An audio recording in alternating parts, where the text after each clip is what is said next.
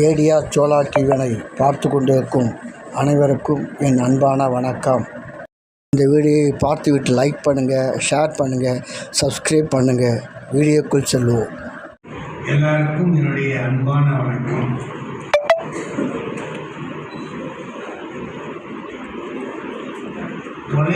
பாரதியை பற்றி சொல்லணும்னா, பாவேந்தர் சொன்னது ஒன்று சொன்னால் போதும்.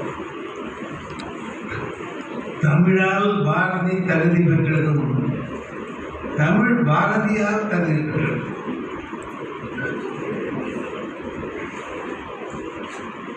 தமிழை வைத்துக் கொண்டுதான் பாரதி வளர்ந்தான். ஆனால் தமிழையும் வளர்த்தான். எதிலிருந்து அவன் வளர்ந்தானோ அதையும் வளர்த்து தன்னுடைய நன்றியை காட்டினான். தன்னை வளர்த்த தமிழுக்கு தான் ஒரு நன்றியை செய்துவிட்டு அவன் போனான். அதுதான் பாரதிகிட்ட இருந்த மிகப்பெரிய சிறப்பு. அதனால பாரதியாருடைய விழாவை, பிறந்த நாள் விழாவை நாம மகிழ்ச்சியோடு இந்த ஆண்டு கொண்டாடி இருக்கிறோம். இது நமக்கு ஒரு என்ன சொன்னாரோ, பாரதியார் என்ன சொன்னாரோ அதை நாம கொஞ்சம் செஞ்சிருக்கோம். ஏதாவது தமிழுக்கு செய்யுங்கன்னு சொன்னார். நாம தமிழ் சங்கம் வச்சிருக்கிறோம். இந்த தடவை ஒரு தமிழ் புத்தகத்தை, ஒரு ஆய்வு நூலை வெளியிட்டிருக்கிறோம் என்பது நானே நினைத்து மகிழக்கூடிய ஒரு நல்ல செயல். ஒரு உருப்படியான காரியத்தை செய்திருக்கிறோம். சும்மா பேசிட்டு போறதை விட நாளைக்கு நம்முடைய மருதம் ஆய்வு மையம் தான் இதுக்கு ரொம்ப முக்கியமானது. நம்ம அறிவழகன் முன்னின்று எல்லா காரியங்களையும் செய்து நிறைவு செய்தார். நிறைய பேர் எழுதினார். இதுல எழுதி பழக்கமில்லாதவங்கலாம் எழுதினாங்க. இதுவரைக்கும் எழுதாதவங்க இந்த வாய்ப்பு கிடைச்சவங்க எழுதினாங்க. அது அவங்களுக்கு ஒரு புதிய ஊக்கத்தை கொடுத்தது. நல்ல கட்டுரைகள்லாம் வந்திருக்கு. 20 பேர் எழுதுறாங்க அப்படின்னு சொன்னா அது ஒன்றும் சாதாரண விஷயம் இல்லை. 20 பேரை எழுத வச்சிருக்கிறோம். நம்ம மனசுல இருந்ததை, பாரதியை பற்றி நம்முடைய எண்ணங்களை, அல்லது பாரதியை புதுசா படிச்சு என்னென்ன செய்யணுமோ அவர்களையெல்லாம் நாம் செய்து நிறைவு செய்திருக்கிறோம். இது நாம் நினைத்து மகிழக்கூடிய ஒரு விஷயம்.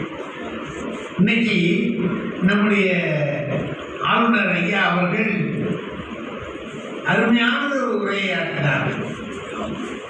பாரதியாரை பற்றி வழக்கமா கேட்கிற ஒரு பேச்சு இல்லாமல், வழக்கமா அவருடைய கவிதைகளுக்கு எல்லாரும் சொல்லுவாங்க. அவருடைய கதையை எடுத்தார்.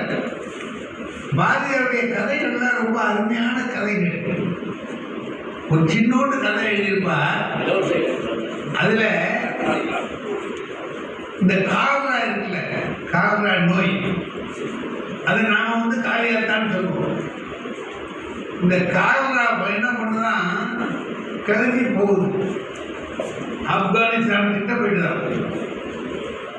அப்போ அந்த ஆப்கானிஸ்தானத்தில் உள்ள ஒரு ஆலிம்,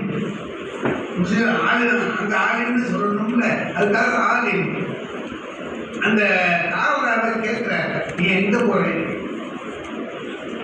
நான் மெக்காவுக்கு போறேன். இல்லை, இப்ப எல்லாரும் நிறைய பேர் வந்திருப்பாங்க அங்க. இப்ப நீ போனீங்கன்னா நிறைய பேரை சாகடிச்சிருவேன், போகாத. போய் காவலா வந்தீங்கன்னா எவ்வளவு பேர் சாகலாம், போகாதேன்னு சொல்லி கேட்கிறார் ஆலிம். நீ ரொம்ப கேட்டுக்கிற, அதனால நான் உனக்கு சொல்றேன், ஒரு 100 பேரை மட்டும் சாவடிக்கிறேன். அதுக்கு மேல செய்யல, லட்சக்கணக்கான வந்திருப்பாங்க, நான் ஒரு 100 பேரை சாப்பிடுறேன் காலகாவில் அப்படின்னு சொல்லிட்டு போயிருக்கு.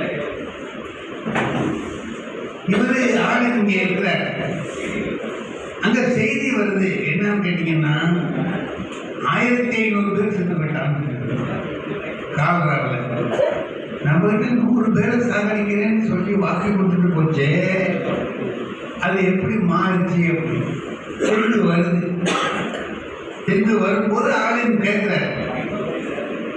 நீ என்கிட்ட சொல்லிட்டு போனீல்ல 100 பேரை கேட்டான்னு சொன்னேன்.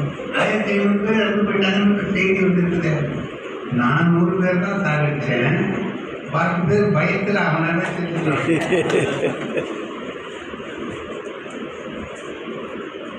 இது ஒரு கருத்து. அதாவது என்னன்னு கேட்டா,